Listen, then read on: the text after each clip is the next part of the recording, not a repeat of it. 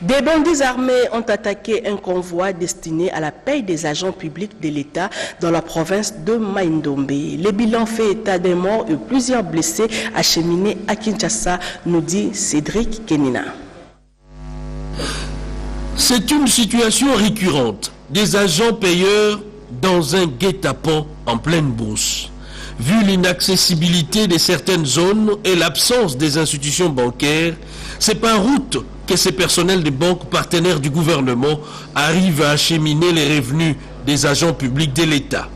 Dans la province de Mai-Ndombe, des hommes non autrement identifiés ont ouvert les feux sur un convoi des agents payeurs de la Sofibank, précisément dans les territoires des Bokoro, en début de semaine.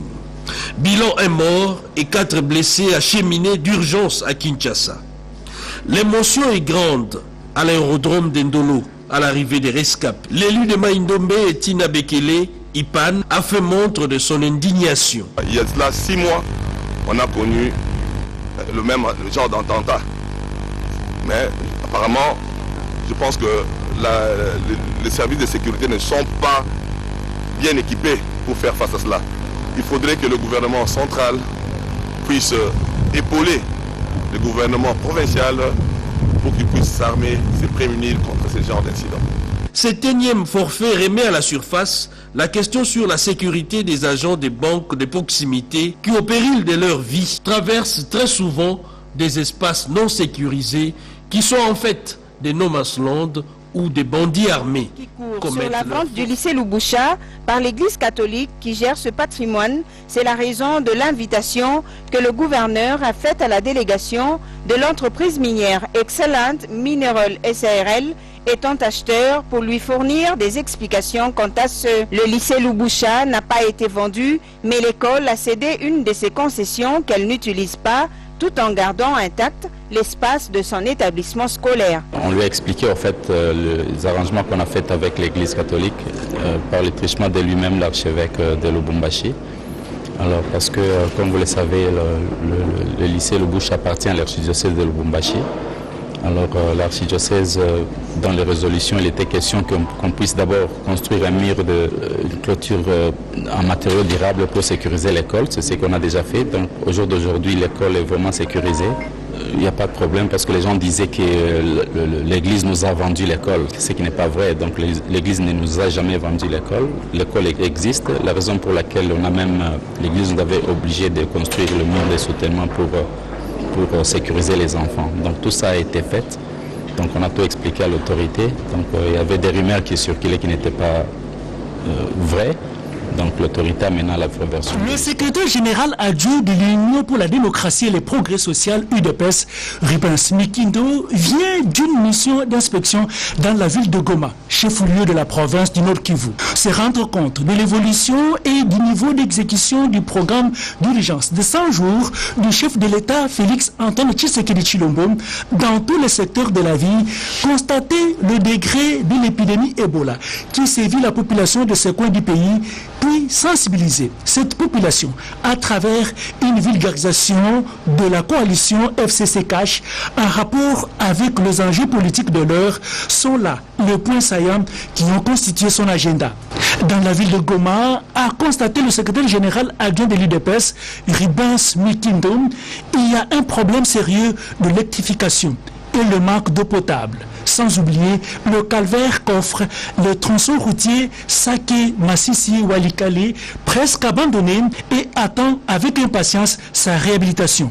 Le séjour du secrétaire général Mikindo à Goma a trouvé son rôle avec des séances de sensibilisation sur le comportement que doit observer la population par rapport à l'épidémie à virus Ebola avec des pratiques d'hygiène pour éviter cette maladie. En plus de l'officiel qui doit s'occuper du programme de 100 jours du chef de l'État, deux sociétés privées, à savoir Virunga et Sokodé, ont pris l'initiative d'électrifier la ville de Goma face à la discordance concordance de ces deux sociétés sur le partage de marchés et le champ d'intervention de l'une et l'autre, le secrétaire général Mikindom a mené une démarche de conciliation et d'harmonisation au profit de la population. Il a demandé à chacune de ces deux sociétés de respecter la partie qui lui est attribuée. Mais puisque Virunga propose $150 le mois par habitation et offre en plus l'éclairage public, contrairement à ce que exigent les autres, jusqu'à taxer $350 le mois par habitation,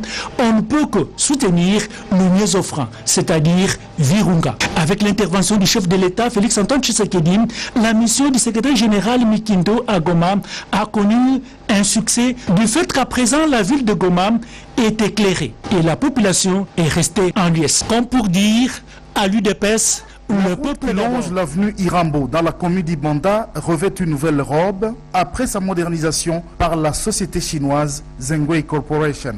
Le gouverneur Théon Ngwabidje Kassi a réceptionné l'ouvrage totalement reconstruit où la circulation est redevenue fluide. Dans son discours, le gouverneur du Sud Kivu a lancé un appel à tous les habitants de maisons qui bordent cette route de bien la protéger car elle est le fruit de beaucoup de sacrifices. C'est une bonne nouvelle pour la population d'Irambo. Aujourd'hui, nous avons une très belle route réhabilitée et nous pensons que la population doit protéger cette route. La protection de la route, je l'ai dit tout à l'heure, il faut éviter de jeter les immondices dans les caniveaux qui empêche l'évacuation d'eau et qui aura un impact sur la route.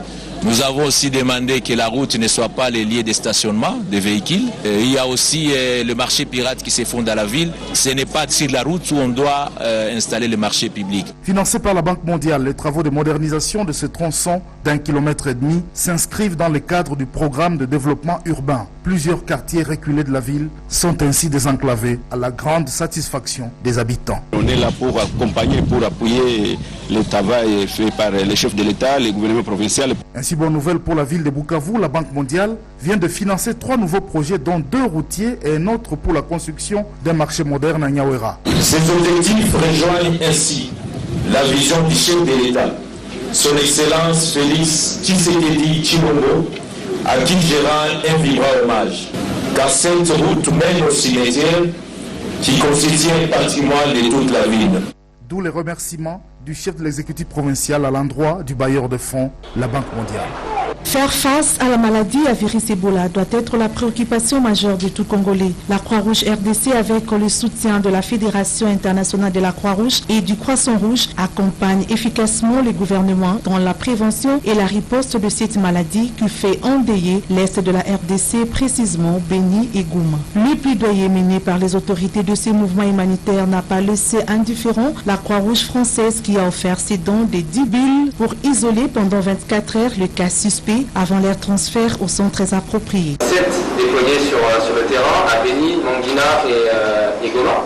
2 autres ont été laissés au ministère de la Santé pour les équipes de déploiement d'urgence. Ces bulles sont construites selon les normes requises pour éviter la propagation de la maladie. En dépit de la volonté manifestée par la Croix-Rouge, la prévention et la riposte exigent le moyen. Ces bulles n'est pas seulement pour Ebola, aussi peuvent servir pourquoi pas avec d'autres maladies épidémiologiques ou endémiques.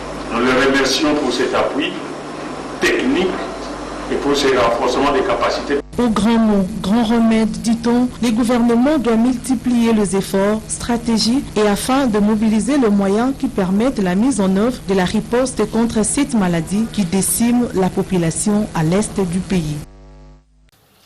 Mote Bandeko, merci Ndebo Yaminga na Bandako Nabino.